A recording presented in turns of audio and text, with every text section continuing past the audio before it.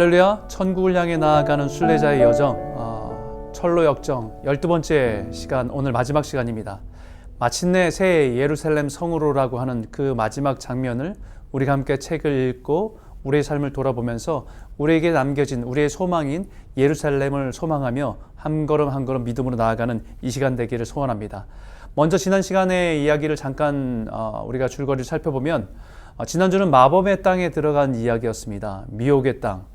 순례자의 마지막 여정 속에서 가장 어려운 시간들, 많은 사람들이 이 미혹의 땅에서 또 미혹되고 또 그들이 영적으로 잠들어 버리는 그 땅을 지나가게 되는 이야기입니다. 순례자의 길에서 마지막 강하게 미혹하는 그 길입니다. 사람들이 이곳에서 잠이 들게 하거나 세상의 유혹과 거짓된 가르침에 미혹되는 것을 경계했던 그 땅입니다. 이 땅을 지나면서 두 순례자들은 영적으로 깨어있기 위해서 자신들이 인생에서 함께 하신 하나님에 대해서 이야기를 나누며 걸어갑니다. 그 대화 속에서 서로의 인생의 회심의 역사, 또 죄에 대한 깨달음, 그리고 그로 인해서 하나님이 주신 은혜들을 나누면서 서로 영적으로 다시 깨워주고 일깨워주고 그러면서 같이 걸어가는 그런 모습을 보게 됩니다. 그리고 뒤따라오던 무지와의 대화를 통해서 진정한 순례자의 믿음의 증거가 있는지 그 증거에 대해서 논쟁을 하게 되는데, 그 논쟁을 하다가 결국은 무지와 순례자들은 거리를 두고 순례의 길을 걸어가게 되지요. 크리스찬은 그 걸어가는 여정 속에서 자신이 알고 있던 잠시, temporal believer라고 하는 잠시라는 사람의 이야기를 나누면서 잠깐은 양심이 깨어나서 그 복음에 반응하고 자신이 그 순례자의 길을 걸어가야 한다는 것은 깨달았지만 결국은 마음이 변화되지 않아서 다시 뒷걸음질 친 사람의 이야기를 통해서 진실한 믿음이 무엇인지, 구원받는 믿음이 무엇인지를 우리가 다시 한번 새롭게 살펴보게 되었습니다. 서로가 그런 대화 속에서 이 미혹의 땅을 지나면 서로를 확인해주고 서로의 믿음을 격려하고 일깨워줌을 통해서 이 마법의 땅과 미혹의 땅을 지나가게 됩니다. 그리고 이제 비로소 이 땅에 들어가게 되는데요, 마법의 땅을 지나서 뿔라라고 하는 지방으로 들어가게 됩니다. 이것은 천국 경계선에 위치한 땅인데 편안하고 즐겁게 걸어갈 수 있는, 또 새들이 지저귀고 온갖 꽃들이 피어있는, 밤낮 없이 햇살이 환하게 비치는 곳, 뿔라라고 하는 그곳입니다. 죽음의 그늘 골짜기나 아니면 절망의 거인의 손길이 미치지 못하는 의심의 성 따위는 보이지 않는 그런 곳, 바로 뿔라라고 하는 곳입니다. 많은 분들이 이 뿔라라고 하는 곳 이름을 처음 들어본 분도 있을 것입니다. 이 말은 성경 이사야서에 나오는 말씀의 인용입니다. 다시는 너를 버림받은 자라 부르지 아니하며 다시는 내 땅을 황무지라 부르지 아니하고 오직 너를 헵시바라 하며 내 땅을 뿔라라 하리니 이는 여호와께서 너를 기뻐하실 것이며 내 땅이 결혼한 것처럼 될 것임이니라. 마치 청년이 처녀와 결혼함 같이 내 아들들이 너를 취하겠고 신랑이 신부를 기뻐함 같이 내 하나님이 너를 기뻐하시리라 라고 하는 이사야서의 62장 4절 5절에 있는 말씀을 인용한 것입니다. 새 예루살렘, 새 하늘과 새 땅의 창조에 대한 비전을 주셨던 그 말씀 가운데 있었던 거지요. 헵시바라고 나의 기쁨이 그녀에게 있다라고 말하면서 예수를 믿는 신부로서의 예수를 신랑으로 기대하고 믿는 그 사람들에 대해서 그에게 기쁨이 있고, 뿔라라고 하는 그 결혼한 여자, 결혼한 여인, 또 하나님과 매우 가까이서 친밀함을 얻는 즐거움이란 뜻으로 이 뿔라라는 땅을 땅이라고 표현하고 있는 것입니다. 이것은 그리스도와 혼인한 상태를 의미하기도 하고, 또한 성도가 죽음을 앞두고 나서 지극히 행복한 상태에 있는 것을 의미하는 것입니다. 신부로서 신랑에게 나아가는 그 걸음에 이제 가까이 와 있음을 느끼며 경험하는 것을 뿔라라고 표현하고 있는 것입니다. 성도의 죽음 앞에서 하나님의 위로하시는 은혜를 누리게 되는 과정, 그 시간들을 뿔라라고 표현하고 있는 거죠. 천국 백성이 죽음 앞에서 소원하는 것은 사도 바울이 고백하는 것처럼 나는 선한 싸움을 싸우고 나의 달려갈 길을 마치고 믿음을 지켰으니 이제 후로는 나를 위하여 의의 면류관이 예비되었으므로 주 곧 의로우신 재판장이 그날에 내게 주실 것이며 내게만 아니라 주의 나타나심을 사모하는 모든 사람들에게, 모든 자에게도니라 말씀하는 것처럼 죽음이 임박해 옴을 알고 죽음이 현실 앞에서 두려움이 있지만 그 두려움보다도 새 예루살렘에 올라갈 채비를 하며 소망으로 바라보는 시간을 상징적으로 표현한 것을 뿔라라고 표현하는 것입니다. 그래서 이 뿔라란 그 땅에 들어갔을 때 그때 해처럼 빛나는 밝은 빛이 쏟아져 나오는 두 사람이 그들을 찾아옵니다. 그러면서 그들에게 이렇게 말하죠. 이제 새 예루살렘에 들어가기까지 이제 고작 두 가지 난관이 남았습니다. 하나는 강을 건너가야 되는 것이고 또 하나는 성문으로 들어가야 되는 것입니다. 그리고 분명한 것 한 가지를 가르쳐 줍니다. 그것은 뭐냐면 그 거룩한 성에 들어갈 때는 각자 자신의 믿음을 가지고 들어가야 된다는 겁니다. 지금까지는 순례길을 함께 걸어가면서 서로를 붙들어주고 위로하고 격려하며 걸어왔지만 그 거룩한 성에 들어가는 것은 다른 사람의 도움이 아니라 각자 자신의 믿음으로만 들어갈 수 있다는 것입니다. 그러나서 이 앞에 보니까 그 예루살렘 성을 바라보면서 그 앞에 놓여져 있는 한 줄기 커다란 강을 보는 거예요. 그 강의 이름은 죽음의 강입니다. 다른 길은 없습니다. 반드시 건너가야 하는 강입니다. 이 강을 피해서 갈 수 있는 길이 있냐라고 물어볼 때 오직 에녹과 엘리야만이 이 죽음의 강 외에 천성으로 들어가는 은혜를 얻었다고 들었어요. 우리가 성경을 통해서 알다시피 창세기 5장에 보게 되면 무두셀라를 낳은 후 300년 동안에 하나님과 동행하다가 하나님이 그를 데려간 사람, 창세기 5장에는 아주 짧게 그 인생이 표현되어 있지만 유다서에 보게 되면 요한계시록 앞에 있는 유다서 보게 되면 그 앞에 어떤 삶을 살았는지, 불경건한 사람들이 가득한 그 세상 속에서 하나님 앞에 경건하게 살아야 되는 것을 강조하며 살았던 삶의 인생이 에녹이었음을 우리에게 조금 알려주고 있습니다. 그 에녹과 함께 북이스라엘의 가장 악한 왕 아합왕과 그의 아내 이세벨이 온 세상을, 온 북이스라엘을 바알과 아세라 우상으로 가득 채울 때에, 그때에 여호와의 이름으로 아세라 선지자와 바알 선지자와 800대 1의 영적인 전쟁, 영적인 대결을 한 선지자가 엘리야입니다. 하나님께서 그를 불병거로 죽음을 거치지 않고 데려간 사람이 엘리야이죠. 에녹과 엘리야가 이 죽음의 강을 통과하지 않고 하나님이 그들을 데려가신 사람, 유일한 두 사람이라는 것입니다. 하지만 그 사람들 외에는 모든 사람이 이 죽음의 강을 반드시 건너가야 한다는 겁니다. 마지막 나팔 소리가 들리는 주님이 재림하시는 그날까지는 누구도 그 길을 지나갈 수 없는 강입니다.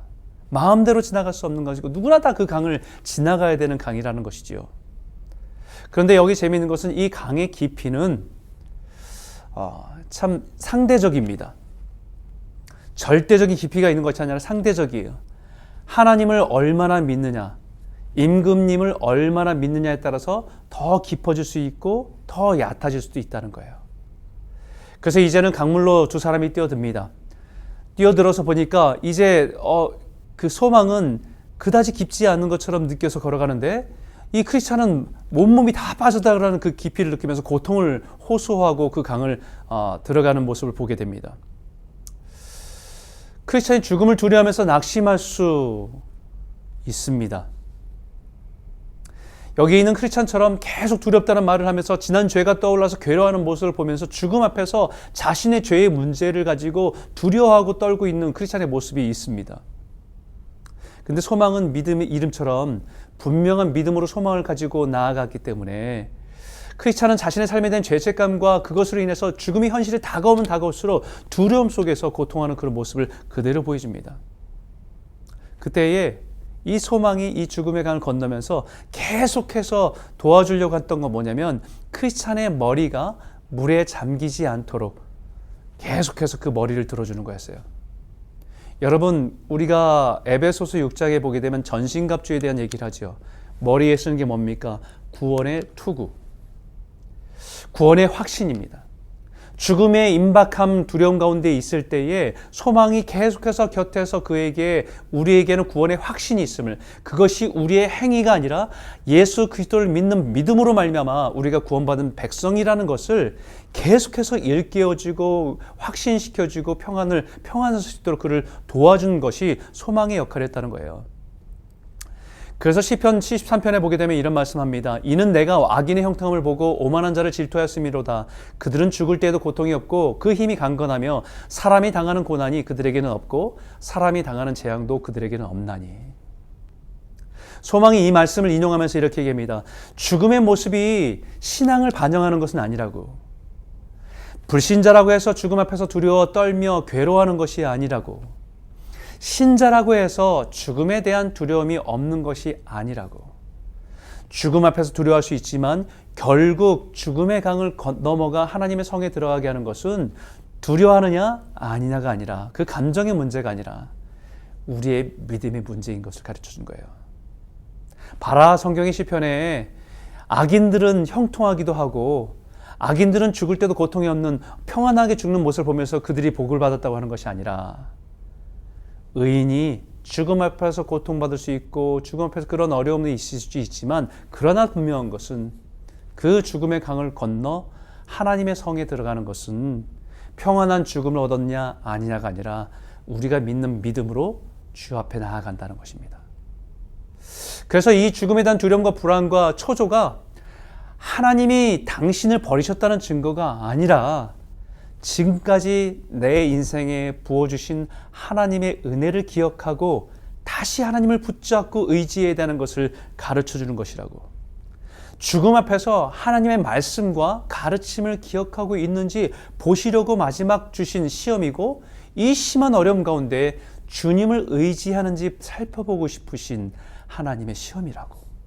이 죽음에 대한 두려움과 고난의 의미를 그에게 분명히 깨닫게 해주는 거지요.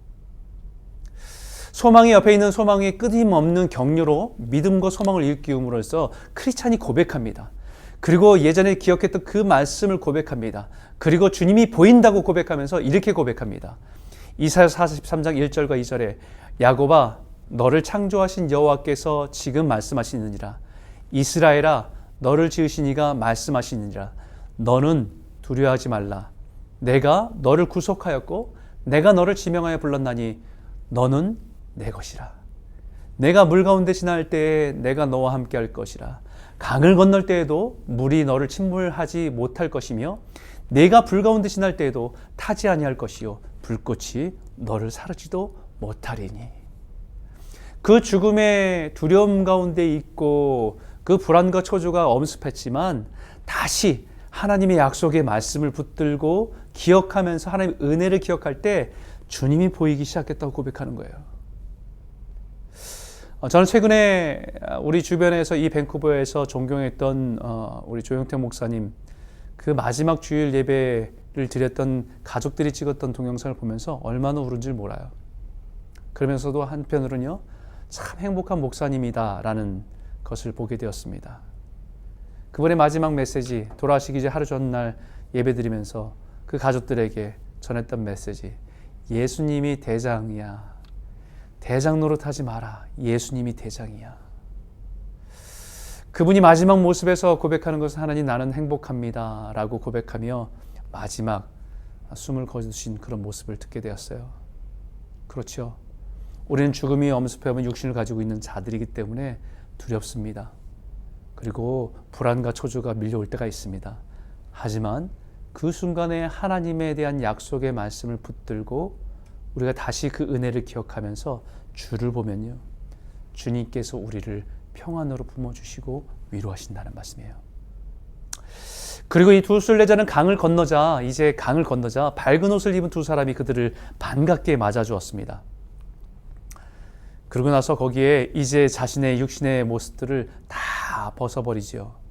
강에서 나올 때 육신을 입었던 그 육체의 모습을 다 벗어 강물에 흘려보내는 것을 보게 됩니다. 그리고 이렇게 그 땅에서 이 고백들을 듣게 됩니다. 또 내가 새 하늘과 새 땅을 보리니 처음 하늘과 처음 땅이 없어졌고 바다도 다시 있지 않더라. 또 내가 봄에 거룩한 성 새 예루살렘이 하나님께로부터 하늘에서 내려오니 그 준비한 것이 신부가 남편을 위하여 단장한 것 같더라. 내가 들으니 보좌에서 큰 음성이 나서 이르되 보라 하나님의 장막이 사람들과 함께 있음에 하나님이 그들과 함께 계시리니 그들은 하나님의 백성이 되고 하나님은 친히 그들과 함께 계셔서 모든 눈물을 그 눈에서 닦아주리니 다시는 사망이 없고 애통하는 것이나 곡하는 것이나 아픈 것이 다시 있지 아니하리니 처음 것들은 다 지나갔음이로라. 할렐루야. 이제는 그 죽음의 강을 다 건너가면서 이제는 모든 슬픔, 질병, 고통, 죽음이 없는 것, 육체로 인해서 그 고통받던 모든 것들이 다 죽음의 강에서 흘러가 버리는, 이제는 하나님의 새 하늘과 새 땅을 보면서 그 예루살렘 성을 향해서 나아가는 모습을 보게 되는 겁니다. 그 말씀처럼, 계시록에 있는 말씀처럼 19장 8절과 9절에 그에게 빛나고 깨끗한 세마포 옷을 입도록 허락하셨으니 이 세마포 옷은 성도들의 옳은 행실이라 하더라. 천사가 내게 말하기를 거룩하라, 기록하라. 어린 양의 혼인잔치에 청함을 받은 자들은 복이 있도다 하고 또 내게 말하되 이것은 하나님의 참되신 말씀이라 하기로.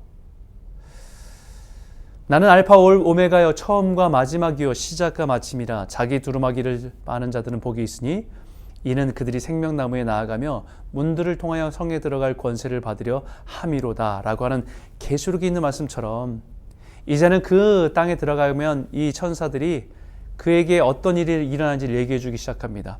하나님과 함께 걸어가며 즐거운 대화를 나눌 수 있고 그곳에는 에덴 동산에 있던 생명나무를 다시 보면서 그 생명나무의 영원한 생명을 누리며 살아갈 수 있는 곳, 그리고 그곳에서는 우리보다 먼저 순례의 길을 마치고 그 성 가운데 있는 믿음의 선조들을 만나고 그들이 환영해 주는 그곳, 그리고 주님이 왕으로 나팔 불며 이 땅에 다시 오실 때에 그 순례자들과 함께 다 같이 나아가 하나님의 백성을 맞이하게 될 것이라고 하는 그 환상적인 영광스러운 모습을 말씀해 줍니다. 이제 예복을 입게 되는 순례자들을, 이제는 그 육신의 어떤 그것을 다 벗어버리고 그 영광스러운 예복을 입은 순례자들이 좌우의 나팔수와 천사들의 환영을 받으면서 점점 더 높은 곳으로 올라갑니다. 그리고 가서 그 문 앞에, 그 새 예루살렘 성문 앞에 딱 이르니까 그 문에 금으로 아로새긴 글귀가 있는데요. 거기에 뭐라고 써 있냐면 생명나무에 이르는 권리를 차지하려고, 그리고 성문으로 해서 도성에 들어가려고 계명을 지킨 자들은 복이 있다라고 써 있어요. 그리고 크리스찬과 소망이에게 문을 두들겨 보라고 얘기합니다. 그래서 소망과 크리스찬은 문을 두들겨 봅니다. 그러자 에녹과 모세와 엘리야가 문간에 나타날 때에 그 천사들이 그렇게 소개해요. 하늘나라 임금님을 섬기기 좋아해서 멸망의 도시를 떠나 여기까지 찾아온 순례자들입니다. 그리고 나서 그들에게 요구를 하지요. 뭘 요구하냐면 그들이 출발할 때부터 몸에 가지고 있었던 증명서를 보여달라고 합니다. 그들이 간직하고 있었던 증명서를 열어서 보여줘요. 여러분, 여기에 증명서가 뭡니까? 그것은요, 예수 그리스도의 보혈의 공로입니다. 그리고 성령이 내 것이라고 인치신 인치심입니다. 또한 우리의 구원의 은혜를 가지고 삶으로 살아간 그 삶의 증거입니다. 이것을 그 문 앞에서 보여주자 이제 그 성문으로 환영되어서 입성하게 되는 것을 보게 됩니다. 천국에 입성한 자들은 무엇이 그들 앞에서 확인되는 겁니까? 그들이 말씀을 지키고 언약을 지키며 수고하고 진정으로 하나님을 사랑하는 자라는 것이 확인되어야 그 문으로 들어갈 수 있는 거예요. 나는 알파와 오메가요 처음과 마지막이요 시작과 마침이라. 자기 두루마기를 빠는 자들은 복이 있으니 이는 그들이 생명나무에 나아가며 문들을 통하여 성에 들어갈 권세를 받으려 함이로다.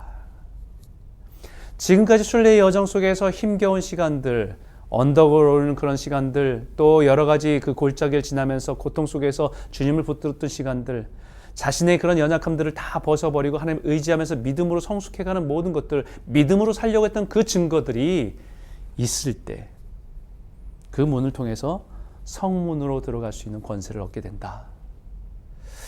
그리고 이제 성 안에 들어가자 문턱을 넘는 순간에 두 순례자의 모습도 금빛 찬란한 옷으로 바뀌면서 영광스러운 모습으로 변형되어 들어간다는 겁니다. 그리고 그 영광스러운 모습으로 들어가는데 그 올라가다가 잠깐 눈을 들어서 뒤를 돌아보게 됩니다. 눈을 들어 뒤로 보니까 뒤따라오던 무지라고 하는 사람이 그 강가에, 죽음의 강가에, 예루살렘 성 앞에 있는 죽음의 강가에 서 있었습니다. 그 강에서 이 소망과 크리스찬은 힘겹게 그 강을 건넜는데, 이 강에서 그렇게 힘겹게 건넜던 그들과는 달리 이 무지라고 하는 사람은 헛된 소망, 베인 호프라고 하는 사공의 힘으로 쉽게 건너가는 겁니다. 그런데 건너가긴 했지만 아무도 그를 맞이하거나 환영하는 사람이 없었어요. 그 무지는 성문에서 이 문을 열심히 두들겼습니다. 그런데 문은 열리지 않습니다. 그리고 문에서 소리가 들립니다. 어디서 왔소? 원하는 게 뭐요? 라고 묻자 무지가 나는 주인님 앞에서 먹고 마셨으며 주인님은 우리를 가르치셨습니다 라고 그 자신이 주인과의 관계를 얘기했어요. 그러자 그 문에서 증명서를 보여달라고 합니다. 그런데 무지는 증명서가 무엇인지도 모르고 증명서를 가지고 있지도 않았습니다. 결국은 자신의 확신 속에서, 자신의 근거 속에서, 무지함 속에서 지금까지 순례길을 걸어왔기 때문에 증명서가 없다는 겁니다. 이것은요, 무엇을 의미하는 거냐면 회개와 믿음의 증거가 없다는 겁니다. 십자가의 보혈의 능력의 은혜를 경험한 적이 없다는 거예요. 그냥 다른 사람들처럼 그 길을 걸어갔던 겁니다. 헛된 소망 가지고. 결국은 천사들에 의해서 결박되어서 지옥으로 통하는 통로로 데리고 가는 모습을 보게 됩니다. 여러분, 순례자의 마지막에 가장 중요한 것, 우리 안에 구원에 대한 증명서, 믿음의 증명서, 예수 그리스도의 보혈의 공로의 흔적, 우리의 죄에 대한 심각함을 깨달아 예수 아니고는 소망이 없음을 알고 그 보혈의 공로를 붙들고 살았던 그 증거 뿐만 아니라 하나님께서 성령을 통해서 이 사람은 내 사람이라고 말씀하시는 인치심, 그리고 나서 우리가 구원받은 자로서의 그 걸어가는 삶의 증거, 이것이 반드시 있어야 그 성 안으로 들어가는 은혜를, 권세를 누리게 된다라고 하는 것을 약속하는 겁니다. 여러분이 전체를 한번 살펴보기로 하지요. 이 철로 역정의 여정을 다시 한번 살펴보면 멸망의 도시에서 이 크리스찬은 자신의 죄의 문제로 고민하던 사람이었습니다. 자신의 죄의 문제가 심각함을 알고 소망이 없음을 알고 이제는 멸망할 수밖에 없는 이 도시에서 어떻게 하면 자신의 죄의 문제를, 이 짐을 벗어버려야 될지를 전전긍긍하고 있다가 전도자를 만나 좁은 문을 향해 나아가라고 빛을 따라 걸어가기로 결정하고 나아갑니다. 하나님의 나라를 바라보면서 순례의 여정을 시작하게 되는데 처음에는 이 도시에서 유순환이라고 하는 사람과 동행을 했습니다. 동행을 했지만 이 사람들이 갑자기 낙담의 늪에 빠지게 되지요. 그리고 나서 여기에 유순환은 실망하고 다시 멸망의 도시로 돌아가지만 크리스찬은 헬프라고 하는 사람의 도움으로 늪에서 빠져나와서 계속 걸어가게 됩니다. 걸어가던 중에 쉽게 갈 수 있다는 세속 현자의 말을 믿고 율법의 산에 오르다가 정말 힘겨워서 죽을 위기를 만나고 거기서 위기를 만나지만 거기서 전도자를 만나서 책망을 받고 다시 좁은 길 순례자의 길을 돌아오게 됩니다. 그래서 양의 문에 도착해서 선이라고 하는 사람의 안내를 받으면서 이제 해석자의 집을 소개를 받습니다. 해석자의 집에서 본 것은 참 목자, 우리가 바라보는 예수 그리스도 참 목자의 초상화를 보면서 그분이 어떤 분이신지를 사모하게 되고, 또 한 방에 가니까 응접실 안에 청소하는 여정을 보면서 거기에 계속해서 먼지가 일어나는 것을, 쓸어도 먼지가 일어나는 것이 율법이었고, 그것을 물로 청소해서 깨끗하게 씻어버리는 것이 복음이라는 것을, 복음과 율법과의 관계를 깨닫게 해줍니다. 또 다른 조그만 방에 들어가니까 두 아이가 있었는데 정욕과 인내라고 하는 아이들의 모습을 통해서 우리 안에 있는 두 종류의 인간의 모습을 보게 돼서 우리가 그 안에서 인내하면서 그 순례 여정을 걸어가야 되는 것을 깨닫게 해주죠. 또 한편으로 가니까 벽난로에 불을 끄려고 하는 사람이 있는데 불이 꺼지지 않고 계속 불이 펴지는 모습을 보니까 뒤에 보니까 그 불에서 뒤에서 기름 부어서 불에 기름 부으시는 주님의 모습을 보면서 구원받은 사람 안에 일어나는 주님의 은혜를 사단은 그것을 계속 시키려고 하지만 주님은 그것을 끄지 않고 그 은혜의 역사를 일으켜서 그를 끌고 가신다, 이끌어 가신다라고 하는 약속을 붙들게 됩니다.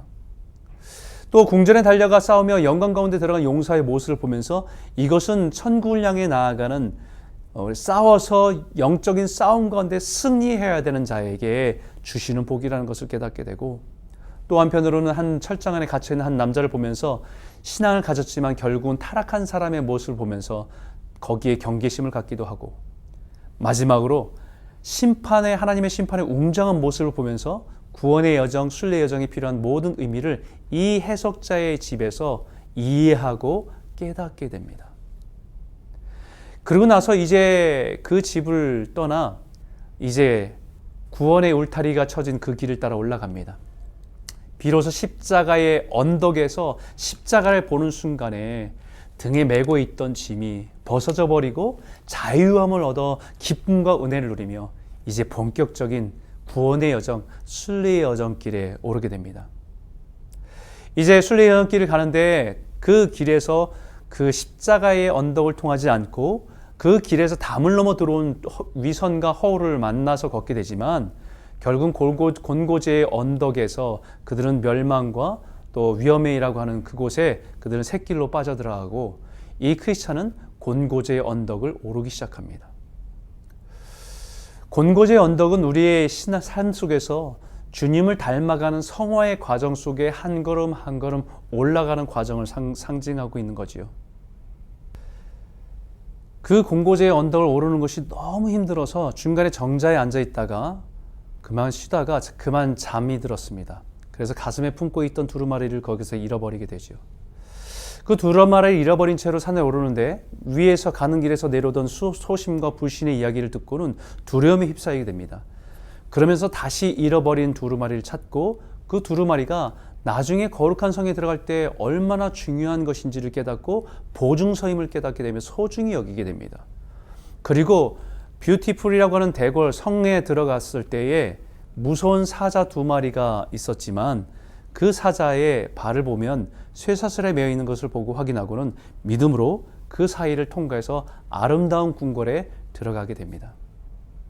아름다운 궁궐에서 만난 4명의 자매, 신중, 경건, 분별, 자선이라고 하는 이 자매들과의 교제 속에서 믿음을 나누고 서로의 신앙을 풍성하게 하는 믿음의 공동체가 얼마나 소중한지를 상징적으로 말하는, 교회 공동체를 상징적으로 말하는 이 공동체가 얼마나 소중한지를 배우게 됩니다.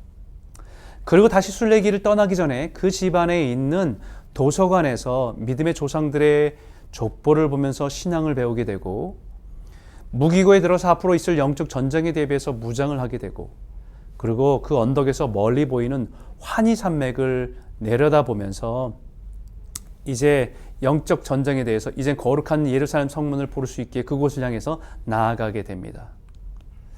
그리고는 순례자로서는 반드시 통과해야 되는 겸손의 골짜기와 죽음의 그늘의 골짜기를 지나는데 이곳에서 아볼론을 만나 치열한 믿음의 싸움을 합니다. 그곳에 자기가 가지고 무장된 것을 가지고 열심히 싸우고 거기서 버티고 하지만 상처를 받고 위기를 맞을 때 하나님의 도우심으로 넉넉히 이기고 앞으로 나가게 되죠. 죽음의 그늘의 골짜기를 통과하면서 어둠과 두려움이라고 하는 그 모든 것이 엄습한 그 길에서 먼저 가는 순례자의 소리를 따라 그 길을 통과하게 됩니다. 그 길에서 만난 사람이 신실이라고 하는 청년입니다. 순례자의 길을 동행하면서 같이 가는데 길이 넓어졌을 때에 허풍선이라고 하는 사람을 만나게 되죠. 그 사람은 교회가 믿음의 길이 넓어졌을 때에 죄의 심각성을 모르고 십자가의 능력과 은혜도 모르면서 영광만을 바라보면서 그 순례길을 들어온 사람을 상징했죠. 말로는 많은 것을 말하지만 삶은 엉망인 사람의 모습을 상징하는 사람이었습니다. 그리고 이제 허망이란 동네에 들어가 허망시장이 열리는 온갖 험한 것들이 가득한 곳을 지나가게 되는데 세상에 주는 만족과 쾌락들이 유혹들이 가득한 곳이었습니다. 그런데 그 순례자는 자신들의 삶의 모습이 순례자이기 때문에 그것에 마음을 두지 않고 살아가는 모습이 다른 거기 있는 사람과 다른 것 때문에 갈등이 일어나게 되고 소동이 일어나게 되고 결국은 감옥에 갇히고 재판이 벌어집니다. 재판이 벌어져서 신실이라고 한 청년은 그곳에서 억울하게 순교를 하지만 마지막까지도 믿음을 지키며 그 순교의 모습이 아름답게 나타나 그 모습을 보았던 소망이란 자가 그 허망이란 도시를 떠나서 구원의 진리를 따라 순례의 길을 따라 나서게 되는 일도 생기게 됩니다. 다행히 그 길에서 순례자는 이 크리스찬은 그 마을을 벗어날 수 있어서 이 크리스찬과 소망이 같이 순례의 여정을 함께 동행하게 됩니다. 이 순례 길에서 계속 걸어가던 길에 두 마음이란 사람을 만나면서 하나님도 세상도 두 다리를 걸쳐 살아가는 삶의 모습을 보게 되기도 하고, 그리고 나서 이 탁 트인 들판에서 은광으로 안내하는 유혹하는 대마를 만나기도 합니다. 대마는 믿음을 가지고 동역했던 사람이지만 결국은 세상을 사랑해서 그 믿음의 길을 떠난 사람, 세상의 유혹에 빠져서 그 은광과 같은 그런 물질의 그런 세상의 유혹에 빠져서 믿음을 저버렸던 사람의 유혹하는 것을 저버리기도 합니다. 그리고 점점 걸어가는 순례의 길은 점점 험해지고 거칠어지니까 마음이 굉장히 상했는데, 그때에 무엇이 보이냐면 그 곁길 초원이 보이는 거예요. 생각에는 같은 방향이기 때문에 같은 길이다 생각하고 싶어서 좋은 편안한 길로 그 길을 들어서겠다고 그 울타리를 넘어가 버립니다. 그러고 나서 그곳에서 절망의 거인을 만나게 되고 의심의 성에 갇혀서 절대의 위기를 맞습니다. 그곳에 매일 맞고 삶의 포기, 정말 살아갈 소망을 다 잃어버리는 그 절망 가운데 있을 때에 모든 것을 포기하고 싶을 정도로 큰 위기를 만나는데, 마지막에 그들이 가지고 있던 약속의 열쇠, 자신들이 이미 가지고 있던 그 열쇠가 기억나면서 그 열쇠로 그 성을 빠져나오게 됩니다. 그리고 나서 이제 다시 돌아와 이제 순례의 길을 따라서 기쁨의 산맥에 이르게 되는데, 환희의 산맥에 이르게 되는데, 그곳에 있는 목자들과 함께 위로하고 영적인 교제를 나누게 되지요. 이 환희의 산맥, 기쁨의 산맥은 이제 믿음의 성숙이 어느 정도 이루어지고 영적으로 깊어져서 정말 주님이 그 새 예루살렘을 가까이 소망하고 살아가는 그런 목자들과 그 영적인 경지가 이르렀다는 것을 말하고 있는 거예요. 그러고 나서 이제 걸어가게 되는데, 그 길에서 무지라는 사람을 만나서 구원받은 자들의 신앙이 더 분명하게 붙들고 확신해야 될 것이 무엇인지를 깨닫게 됩니다. 마지막 그 예루살렘 들어가기 전에 미혹의 땅에 들어가게 되면서 위기를 만나게 됩니다. 영적으로 잠들 수밖에 없는 위기, 여러 가지 어려움들이 위기 있지만 그 속에서 소망과 크리스찬은 서로를 신앙을 북돋아주면서 은혜를 나누면서 영적으로 깨어있기를 서로 도전하면서 그 길을 지나가게 되죠. 그리고 이제 죽음의 강을 넘어서 비로소 새 예루살렘 성으로 들어가게 됩니다. 여러분, 이렇게 철로 역정의 여정들을 우리가 12주 동안에 한 주 한 주 살펴보았습니다. 그 안에는 하나님의 우리에게 주신 약속의 말씀들이 곳곳에 깊이 새겨져 있는 그런 여정인 것을 우리는 깨닫게 됩니다. 이제는 우리 각 사람에게 남겨진 신앙의 여정이 남겨져 있습니다. 여러분은 어디쯤에 와 있습니까? 그리고 여러분들은 지나왔던 그런 어려움의 시간들은 어떤 것이었습니까? 그리고 내가 넘어졌던 곳, 내가 또 실패했던 곳, 그것에서 얻은 그런 영적인 교훈은 무엇입니까? 오늘 우리에게 남겨진 순례의 여정 가운데 포기하지 않고 믿음으로 그 길을 끝까지 걸어가 새 예루살렘 성에서 우리가 살아가는 그 하나님과 함께 영원한 복락을 누리고 기쁨을 누리는 그 여정을 끝까지 믿음으로 승리하는 저와 여러분 모두가 되시기를 주의 이름으로 축원합니다.